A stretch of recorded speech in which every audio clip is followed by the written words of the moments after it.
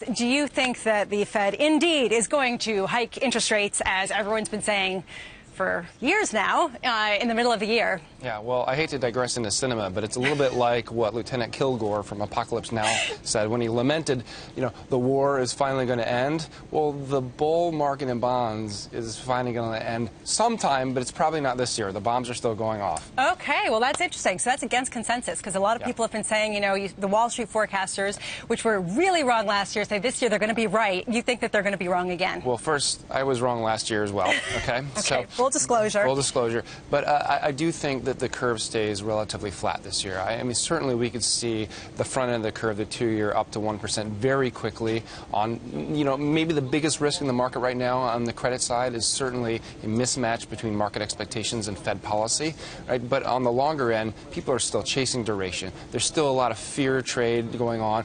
And frankly, I ask this question kind of rhetorically all the time. What do Italy, Spain, and France have in common? Well, they have massively lower yields than the U.S. I'm not so certain that's not a relative value proposition for U.S. credit.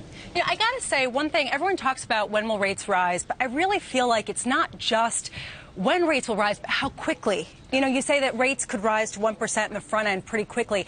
That could be really disruptive, right? Well, what I meant by that is I meant that the 2-year could trade up to 1%, right? What I mean, that doesn't mean that that doesn't mean the Fed funds rate is going to rise to 1%. But certainly, if we saw a gentle rise, the market is expecting perhaps the FOMC in the middle of the year to come out and change interest rate policy. I mean, certainly the 2-year is going to react to that. And right now, last year we started the year with the 2-year at 0.39, 39 basis points. 70 basis points roughly thereabouts today. You could easily see another 30 basis points on top of that.